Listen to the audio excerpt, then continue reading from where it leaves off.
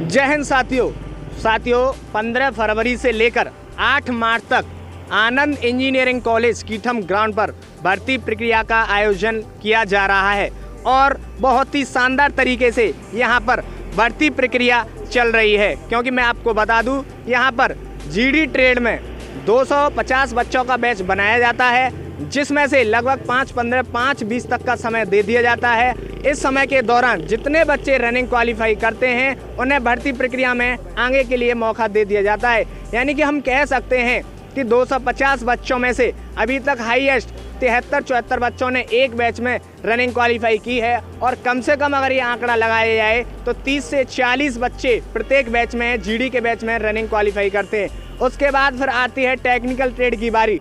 Technical trade और tradesman में जो बच्चे दौड़ते हैं उनके बैच फिक्स नहीं है, क्योंकि कभी वो 250 बच्चे ही एक दिन में नहीं आ पाते हैं, तो कभी कभार 250 से ज़्यादा हो जाते हैं।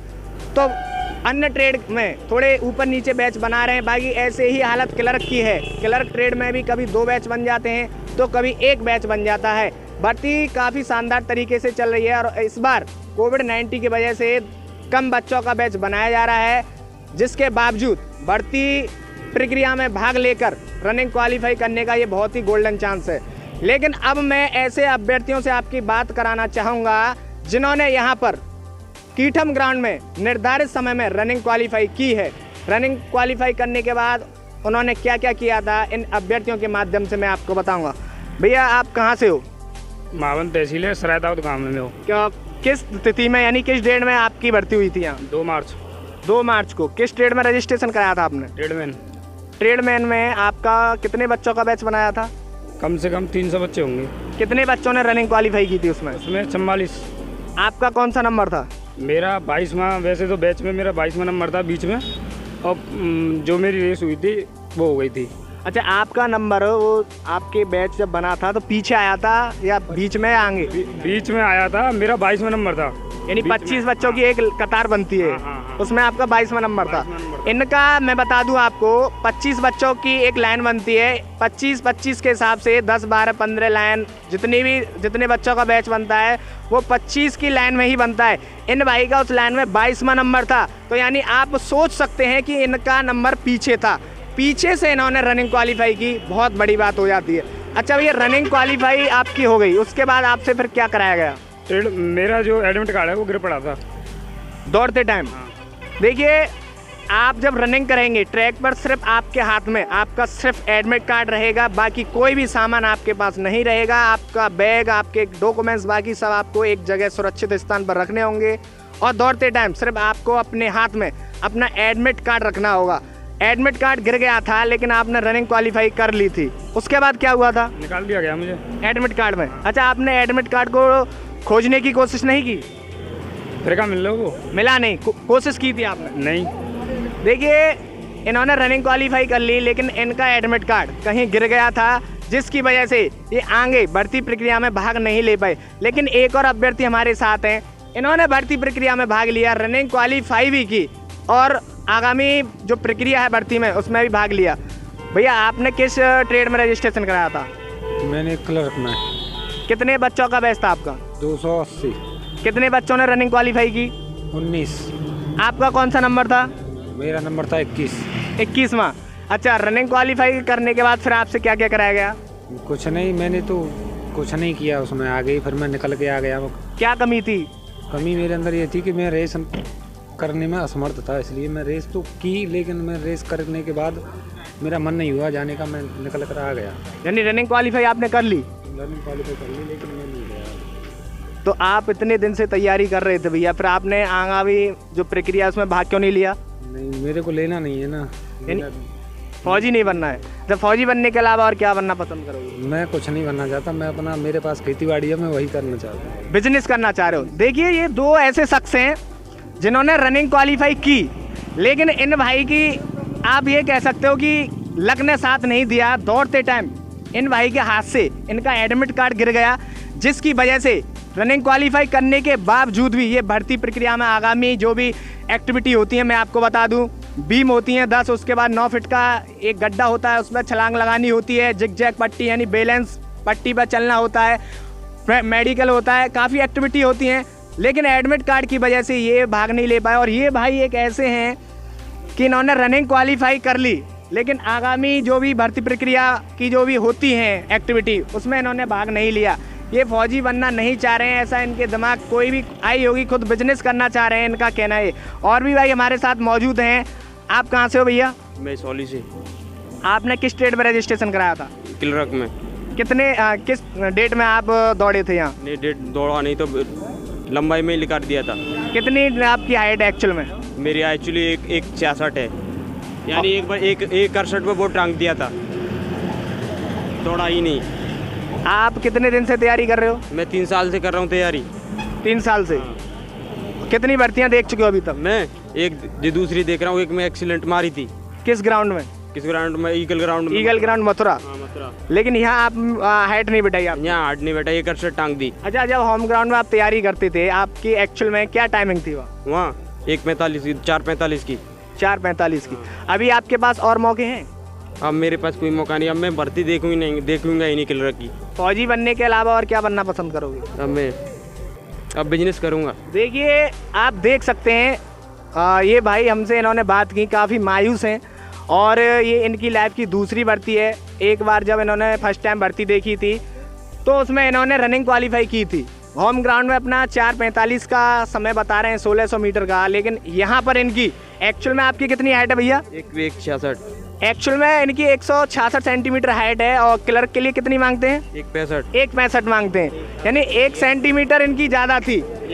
लेकिन यहाँ पर इनकी हाइट नहीं बिठाई। शुरू से ही 15 फरवरी से ही कुछ बच्चों की यही शिकायत है यहाँ पर कि उनकी एक्चुअल में तो हाइट होती है, लेकिन यहाँ पर भर्ती बोर्ड के द्वारा जो मापन है, एक गेट बनाया गया है रनिंग से पहले जब उनकी एंट्री होती है, तो उसमें उनकी हाइट नहीं बिठाते, जिसकी वजह से इन्हें भर्ती प्रक्रिया में भाग ही नहीं लेने दिया जाता है।